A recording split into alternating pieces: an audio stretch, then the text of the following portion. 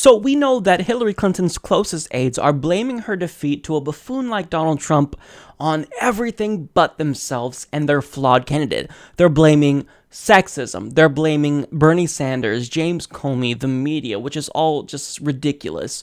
So we finally are hearing now from the horse's mouth who's to blame. Why does Hillary Clinton think she was defeated by Donald Trump? Is it because she ran a divisive campaign and split the base?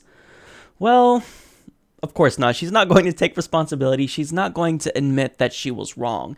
And this is what happens when you surround yourself around yes men. So why does Hillary Clinton think she lost? Well, the New York Times explains Hillary Clinton on Saturday cast blame for her surprise election loss on the announcement by the FBI Director James Comey days before the election that he had revived the inquiry into her use of a private email server. In her most extensive remarks since she conceded the race to Donald Trump early Wednesday, Mrs. Clinton told donors on a 30-minute conference call that Mr. Comey's decision to send a letter to Congress about the inquiry 11 days before the election day had thrust the controversy back into the news and had prevented her from ending the campaign with an optimistic closing argument. There are lots of reasons why an election like this is not successful, Mrs. Clinton said, according to a donor who relayed the remarks. But, she added, our analysis is that Comey's letter raising doubts that were groundless, baseless, proven to be stopped our momentum. Still, Mrs. Clinton's instinct to shun any personal responsibility angered some Democrats. Several donors on the call, while deeply bitter about Mr. Comey's actions, said they believed that Mrs. Clinton and her campaign had suffered avoidable missteps that handed the election to an unelectable opponent. They pointed to the campaign's lack of a compelling message for white working-class voters and to decisions years ago by Mrs. Clinton to use a private email address at the State Department and to accept millions of dollars for speeches to Wall Street. On Friday night, Mrs. Clinton thanked volunteers on a nationwide conference call, and she said, look, I'm not going to sugarcoat it, she said, sighing. These have been very, very tough days. As I can imagine, yes, this is a very difficult time for you, but this is why it's imperative that Hillary Clinton and the Democrats realize why she lost. If they don't get their act together, then not only will they not take back the Senate in 2018, but they're going to lose to Donald Trump again. And people who are progressive were screaming the loudest, don't play with fire, don't risk putting up a flawed candidate against Donald Trump. We saw how he wrecked 16 other opponents in the Republican primary. Please, don't risk it. Put forth a strong progressive like Bernie Sanders, who is galvanizing millennials and encouraging millions of new people to register to vote, and you will win this. But you are not listening to us, and you're not looking in the mirror and reflecting as to why you lost.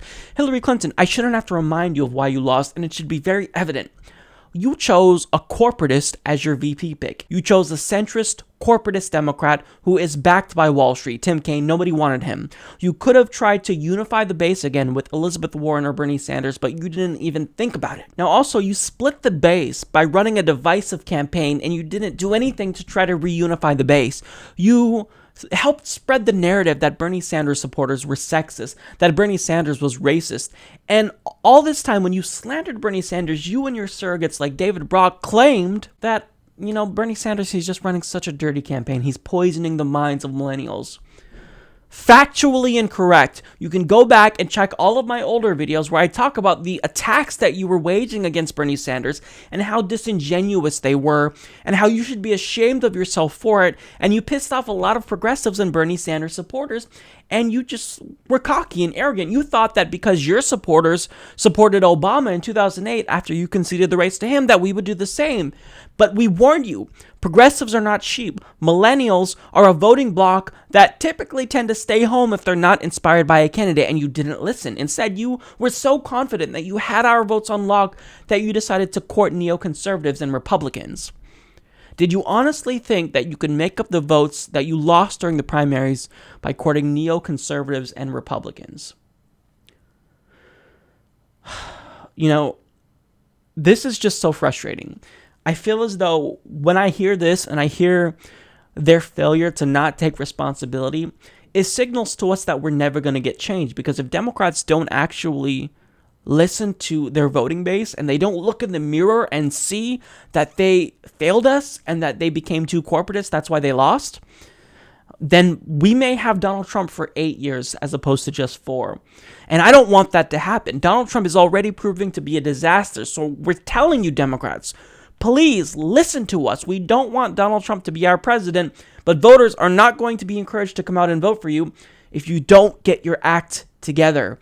So this is incredibly disappointing that Hillary Clinton would have the audacity to blame James Comey. When he cleared her days before the election, nobody thought that he would do that, but he cleared her. So you can't blame James Comey, Hillary Clinton. You just can't. There's the phrase live and learn, right? But sometimes you just never learn. Sometimes you never learn your lesson. Even facing a crushing defeat against an orange clown like Donald Trump does not teach you your lesson, because your head is so far up your ass that you will never learn.